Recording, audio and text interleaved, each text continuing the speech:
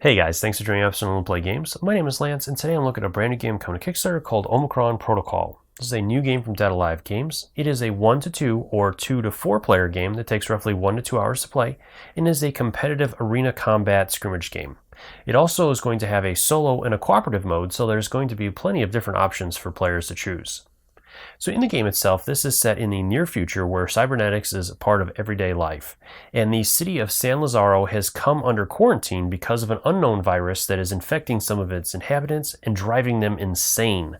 So these people have been classified as the Sims, and they're basically going out and trying to kill all the other people for the EM pulses that are being put out by all the different cybernetics. And guns and everything else is putting out these little pulses of energy that these Sims are feeding off of. So highlights in this game for me, first off, I really like the fact that they've included a number of different modes with this one. First off, you have the 1 versus 1 or team game 2 versus 2 modes, but they also have a free-for-all mode where you can have everybody fighting everybody, or they just introduced a brand new solo and cooperative mode, which is a really cool little feature, and it works really well.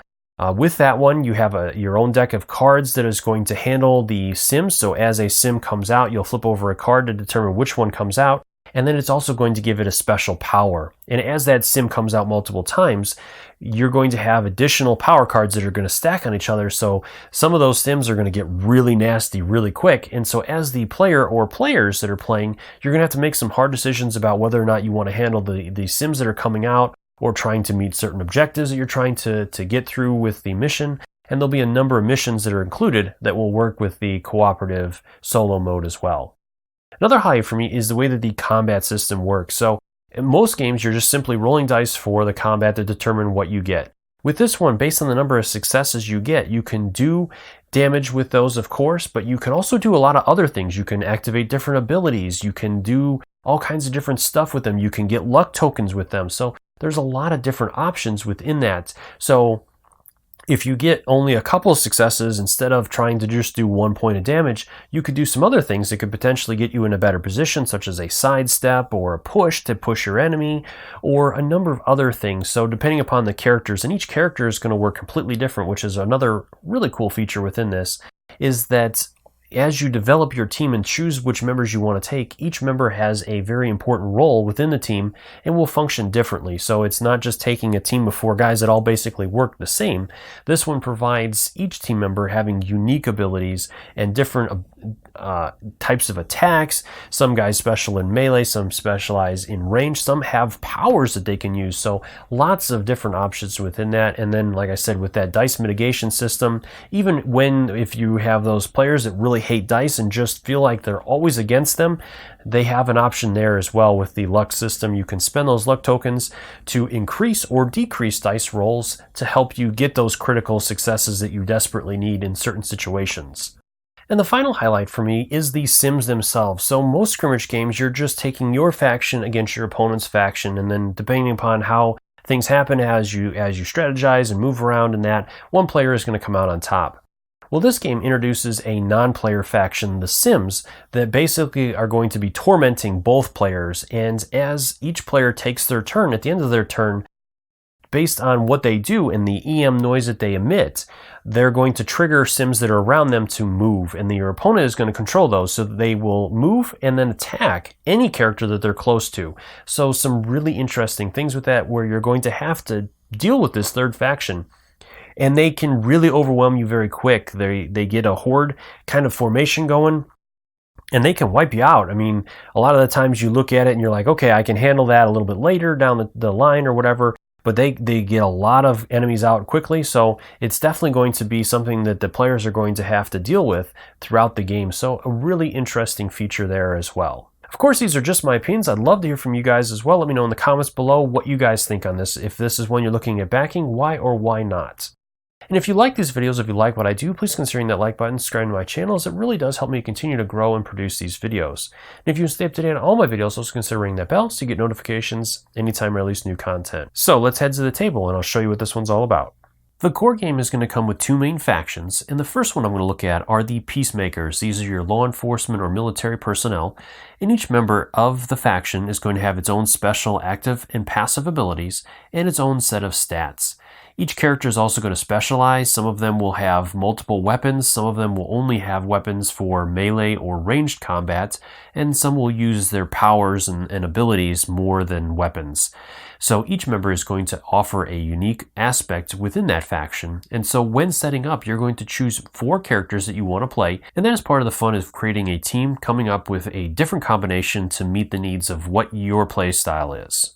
Each faction is also going to have a special ability card that is going to list the special ability that all members of that faction are going to have, as well as an extraordinary tactic that the members can use once per game, and then they're also going to have a scoring spot on the bottom, so you can keep track of all your points as you go through the game, and you can use a dry erase marker on this. And the other main faction that the core set will come with are the survivalists, and these guys are going to work completely different than the peacemakers, with each one of them again having different abilities and stats, different weapons and whatnot, and some of them even having multiple cards where, for example, with this guy, he has a card when sober and drunk, so some really unique and different attributes for these characters versus the other team.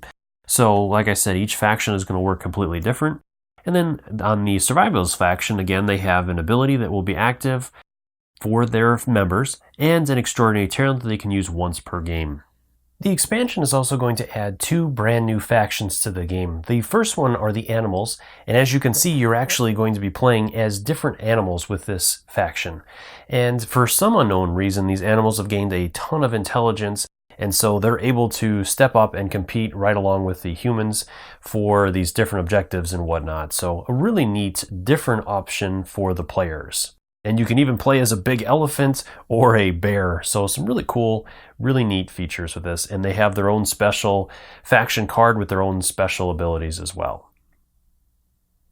The second faction that is included in the expansion are the Red Dragons, and these guys look really cool. As you can see on their cards, they're going to have their own special abilities and whatnot, and this is like the crime syndicate. These guys are definitely not ones that you want to mess around with, and a really cool faction as well. Again, they're going to have their own faction card that is going to give them their own faction abilities as well. The non-player faction sims that the players are both going to have to deal with and can actually manipulate to potentially work towards their benefits are going to have their own set of stats for movement, attack, and dexterity. And then they're also going to have a core set of rules. So in order to eliminate them, you must do 3 damage all at once, and that'll KO them. Or you can try to stun them, and if you're able to stun them twice in a turn, then they're also going to KO them. And some of the characters will have that ability to do so, other characters will not, so you really have to depend on certain members of your team to really handle these sims and being able to deal with them effectively. Each game is going to start with the players choosing a scenario, and there's going to be a number of them included in the game. Each of these scenarios is going to list the layout that you're going to need for it, and on the back side is going to be all the different stats and additional setup instructions that you're going to have for that, as well as the different objectives and things that you're going to go off of, or any special rules for that. Let me take a closer look at the player cards for you now to give you a better breakdown. So here we have 2 different characters, one from each faction. We have Buck and Gadget. Each one of them is going to focus on completely different things. For Gadget, he is going to focus on gadgets more, and so a lot of his active abilities are things like that. So we have remote control, repel fields, EMP blast, and fix. Each of these is going to have a cost and action points that the player must spend in order to activate those abilities. And then we have his stats on the side here. Each of our characters is able to move 1 time during their turn, so they can either do a free move as a walk, or they can spend an action point to do the run. That'll let them move a number of spaces as listed. Each character is also going to have an attack stat. In order to perform that, they're going to roll a number of dice based on that stat. And then based on the character that they're going to target, you're going to look at that character's dexterity, and that is the number on the die that they have to roll equal to or greater than on each die to score a successful hit. So let's say, for example, that Gadget was targeting Buck and he rolled this sequence here. So Buck is pretty bad with his dexterity. He's more of a brick wall and he just takes it all. And so all those would count as hits. So then from there, we can spend those as different things. So we could, if we were making a ranged attack, we could spend 1 success to do 1 damage, or 2 successes to do 2, 3 to do 3, or all 5 to do 4 points of damage. Or we could spend them on other things. So you can never add or do multiple things, so you couldn't do 2 to do 2 damage and then 2 more to do another 2 damage. But you could spend 2 to do 2 damage, Then we could get some luck by spending one token or one success that's equal to or greater than our luck value to get a luck token, and then we could spend these last two to activate the repel field if we wanted to, which would allow us to do this action as an ability versus spending an action point to do it. So there's a lot of different freedoms that our players have with that. And then the other cool thing, again with the luck, it's going to help you mitigate your dice rolls. So for those players that just roll terribly all the time, if you can accumulate up to 7 luck tokens and you can spend those any way you want to. So we could spend a couple and bump this up to a 5, or if we needed a low roll, we could spend 2 to decrease this down to a 1. So there's a lot of different ways you can use the luck to actually help you if you are a bad roller or you need a critical roll. You can save it up, and when that comes time, you can pop those if you don't roll what you need. So some really cool options within that. So the last thing I want to show you is a sample turn, and the one other thing I want to mention again is that all the materials here that you see are prototype materials and are subject to change, and they're going to look a lot better in the final production. So moving into it, each of our players has 8 action points that they'll start the turn with, and when they activate a character, they're going to choose one of their characters to activate. They can spend up to 4 of those action points on that character. So with this scenario, we're trying to KO the Sims and get their chips to get to the central computer to get points. Now we're also going to get points for knocking out our opponents, and so let's go ahead and move on into it. Our Peacemakers are going to be the first ones to go, so they're going to choose one of their characters to start off with. So we're going to go ahead and go with Bolt first, as she has that sniper rifle that's going to be really handy. So she's going to go ahead and start by making a ranged attack, so she's going to have to spend one of their action points to do so. And then she's going to look at her attack value, so she's going to receive 5 dice for that attack, and she'll target that sim right in front of her. Now with the Peacemakers, they also have a special ability that gives them marksmanship, so it adds an additional die to that attack. With the Sims, they have a dexterity of 3, so we're looking for 3s or better for hits. Not too bad, we got 4 successes out of that, and then we can choose to spend those however we want. So with Bolt here, if we spent the 3 successes, we'll do 3 damage. We can't do the 5 successes, we didn't roll that, so we can spend 3 to KO the Sim, so he'll be removed, and we'll get a token in there for the chip that he left behind. We're also going to mark on our character's card that we KO'd a Sim model. And then we do have 1 success left, so we can spend that to activate different things. Now, if we would have had 2 successes left, we could have done a sidestep, but we did roll a 6, so we could gain a luck. So we'll do that with our character. So we'll gain 1 luck.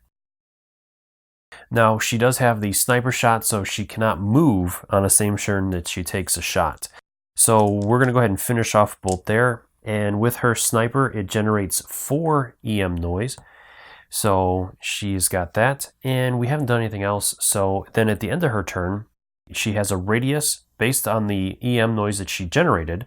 So 1, 2, 3, 4, and all the way around it. So if there were any of the Sims within that area, they would all get to move, and your opponent controls that. So they would choose how far they move. They don't have to move up to their full distance. They can move, they just have to move closer to a model that has generated that noise. From there, then it would pass over to the opponent's turn to take a turn. So they're going to choose one of their characters to go. So for example, let's go with Artemis.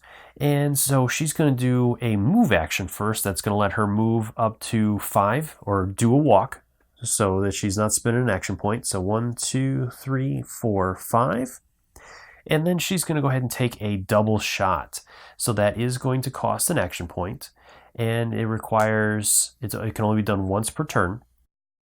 Now with the double shot, it does not generate any additional noise as it's a quiet attack. So she's going to go ahead and use the bow, and she has 5 attacks, so she'll get 5 dice, and she's going to go ahead and target that Sim over there.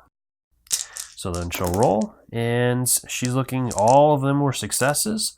So with the double shot, she's going to go ahead and spend 3 of those successes to activate an ability that is stun. So that'll stun that character the first time.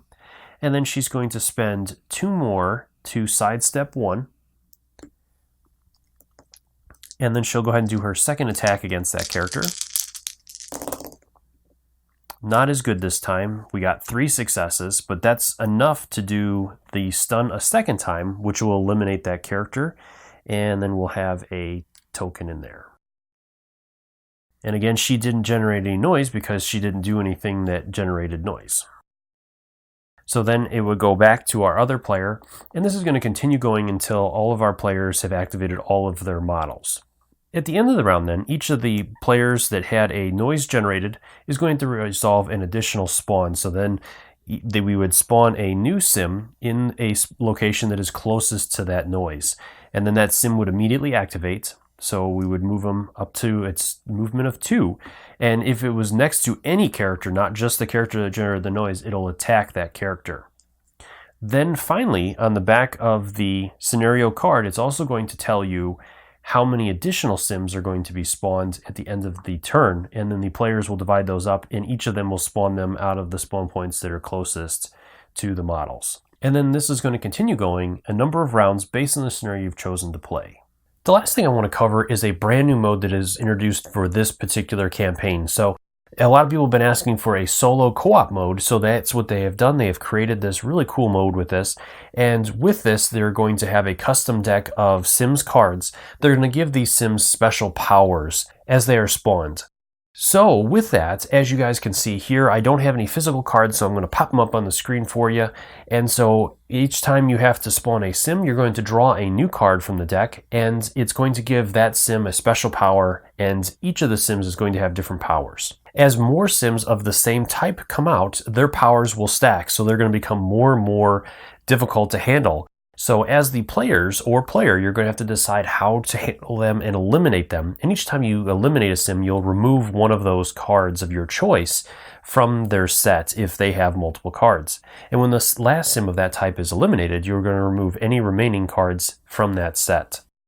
Now there's additional options you'll have to make the mode even more difficult, where you can have the ability stay and play, and you can have them capped off at a certain number, and some other choices you can make as players. But this is a really interesting mode, especially for those players that aren't really into head-to-head combat games. If you like the co-op version, if you want to do more together, this is a great opportunity for that, as there'll be specific scenarios that are designed specifically for this. And the Sims are already nasty enough, but with them getting powers, this is a truly terrifying prospect and will definitely add some really cool features to the game. Well, I hope you guys found this video helpful in deciding whether or not you want to back this title.